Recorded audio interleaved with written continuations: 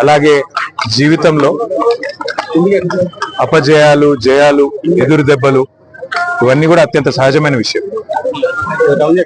దురదృష్టం ఏమంటే ఇవాళ బీఆర్ఎస్ పార్టీలో ఒక ముఖ్యమైన కుటుంబ సభ్యుడు, మా సోదరుడు, సిరిసిల్ల నియోజకవర్గంలో మొదటి నుంచి కూడా నిబద్ధతతో పనిచేసిన ఒక సైనికుడు కుంటయ్య గారు మరి మొన్న నాకు కష్టం వచ్చినప్పుడు, నేను ఏసీబీ వాళ్ళు నన్ను విచారిస్తున్నప్పుడు నా కోసం హైదరాబాద్ దాకా వచ్చి సాయంత్రం దాకా అక్కడనే ఉండి నాకు ధైర్యం చెప్పి, అన్నా నీకేం కాదని చెప్పి మరి రాత్రి ఇక్కడికి వాపసు వచ్చి ఏమైందో తెలియదు, రాత్రికి రాత్రే ఆత్మహత్య చేసుకున్నాడని తెలిస్తే ఒక్క నిమిషం మనసు కకావికలమైంది.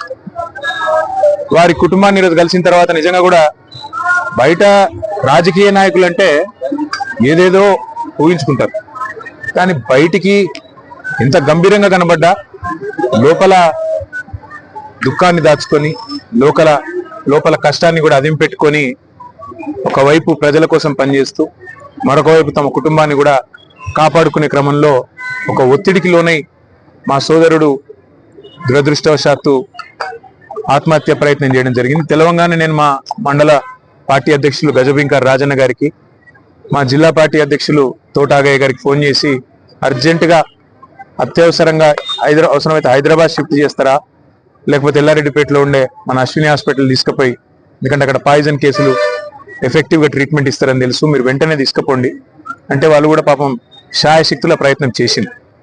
దురదృష్టవశాత్తు కిడ్నీలు ఫెయిల్ కావడం, దురదృష్టవశాత్తు కుంటయ్య గారిని కాపాడుకోలేకపోవడం జరిగింది. కానీ ఆ కుటుంబానికి అన్ని రకాలుగా ఆ ఇద్దరు పిల్లల చదువులు, వారి పెళ్లిళ్ళు, ఆ ఇద్దరు పిల్లలు, వారితో పాటు వారికి ఉండే ఇతర సమస్యలు అన్నిటినీ కూడా నేను చూసుకుంటానని చెప్పి వారి కుటుంబానికి నేను మాట ఇచ్చిన. ఒక ఎమ్మెల్యే గారు పోతే ఆ కుటుంబానికి ఎట్లా అండగా ఉన్నామో ఈరోజు మా కుంటయ్య గారికి కూడా, ఆ కుటుంబానికి కూడా అదే స్థాయిలో, పూర్తి స్థాయిలో అండగా ఉంటాం.